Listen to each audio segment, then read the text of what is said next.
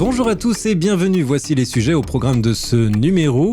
L'Occitane en Provence en tête de ses engagements, fin de procédure d'adoption de Yoplait par Sodial, la fraîche découpe, la priorité de Fraîche Delmonte France, un petit déjeuner funky, veggie. Pour finir, les chiffres, ralentissement sur le bricolage, vrai ou faux, DPH en recul sur octobre, est-ce aussi une question de point de vue ? Voici l'heure de la Update News de WeUpsell, c'est un plaisir de vous accompagner pour ce récapitulatif de l'actualité de la semaine autour des sujets de la distribution, de la relation client ou du field advocacy. Avec le soutien d'Upsells, force de vente supplétive, nous traiterons des tendances, des derniers chiffres et nouveautés et on se retrouve juste après ça. Update News, l'actualité conso et action commerciale de WeUpsells. Tous les vendredis, un rendez-vous animé par Benoît et proposé par Upsell, spécialiste de la force de vente externalisée et supplétive. L'Occitane en Provence en tête de ses engagements. La fondation Ellen MacArthur a publié son rapport d'étape 2021 portant sur l'engagement mondial de la nouvelle économie des plastiques. Dans ce cadre, l'Occitane en Provence ressort parmi les marques les plus engagées et leaders de ce secteur des cosmétiques.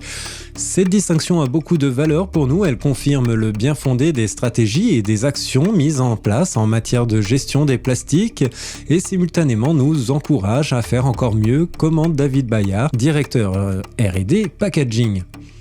Cultivateur de changement, le leitmotiv de l'entreprise, à chaque maillon de sa chaîne, guide ses actions de la conception à la production des emballages. Ainsi, entre 2018 et 2025, la marque vise à atteindre une part globale de 40% de plastique recyclé dans tous ses produits. La marque s'est aussi fixé un ambitieux objectif, une règle des 3 fois 100% à l'horizon 2025, 100% de flacons en plastique issus de matériaux recyclés, 100% d'emballage en plastique recyclable, réutilisable ou compostable et 100% des boutiques en propre proposant un service de recyclage.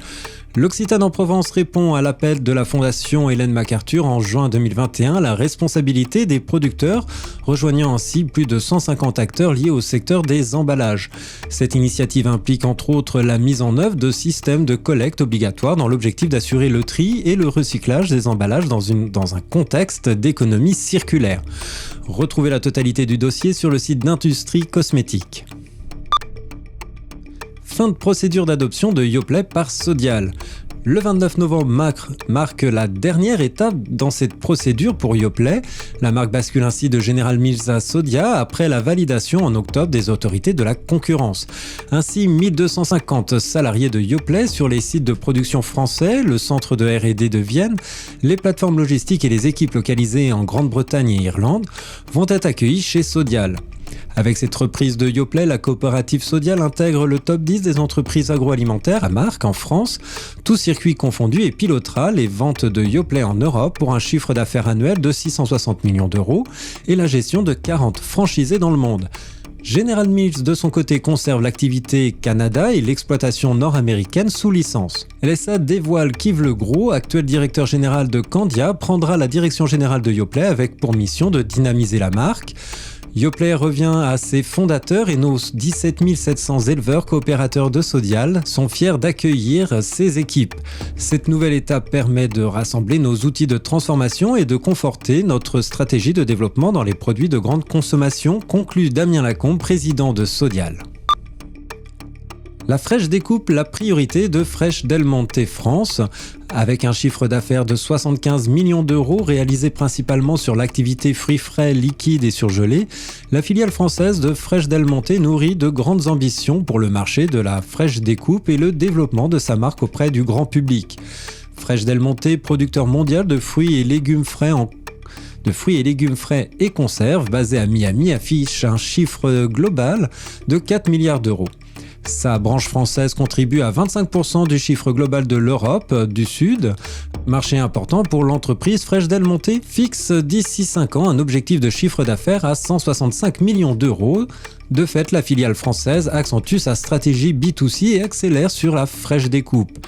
Ce marché représente, selon les données du panéliste IRI, 150 millions d'euros et Fraîche Delmonte possède déjà 6 millions d'euros, soit la seconde place derrière Florette. D'ici les 3 prochaines années, nous avons pour ambition de multiplier par 3 l'activité, annonce Éric Hello, dirigeant de la filiale française. L'entreprise quitte Rungis pour la région nantaise et développe sa propre ligne de production au sein de l'usine Frais émincé. D'ici début 2022, elle compte mettre une dizaine de nouvelles références de légumes fraîchement découpés sur le marché. Les distributeurs se montrent très à l'écoute de nos propositions, assure Eric Hello. Fresh Del Monte a déjà signé un partenariat avec Carrefour et enregistre auprès du distributeur une croissance de 30% de ses ventes. Un petit déjeuner Funky Veggie. L'offre de Funky Veggie grossit avec l'arrivée de 3 références après s'être fait connaître avec son snack à base de dattes signé La Boule en 2016, remplacé par Cœur de Boule 2 ans plus tard. La start-up s'est lancée à l'assaut du petit déjeuner. Elle a fait une entrée remarquée avec sa pâte à tartiner ouf à base de purée d'haricots rouges l'an dernier. La marque innove aujourd'hui sur une offre moins segmentant et plus quotidienne composée de 3 granolas, chocolat, cacahuètes et noisettes. Fidèle à son ADN, Funky Veggie signe des recettes véganes, sans huile, sans sucre raffiné, bio et notées A ou B au Nutri-Score. Le magazine linéaire précise que la marque profite de ce lancement pour présenter sa nouvelle identité visuelle avant de l'intégrer au reste de la gamme en 2022. En bref, pour les chiffres, ralentissement sur le bricolage, vrai ou faux? Selon la Fédération des magasins de bricolage, FMB, les ventes du secteur s'affichent en baisse en octobre, mais comparé à 2019, elles restent en hausse de 14% en valeur. L'indice de conjoncture établi par FMB pour le mois d'octobre révèle une baisse des ventes des grandes surfaces de bricolage à moins 8,95% en valeur et moins 10,29% en volume par rapport à 2020. Mais justement, en octobre 2020, à la veille d'un mois de confinement, les consommateurs s'étaient rués dans les magasins. Du coup, ramenés à 2019, les ventes de bricolage restent bel et bien en augmentation de plus 14%. DPH en recul sur octobre, est-ce aussi une question de point de vue?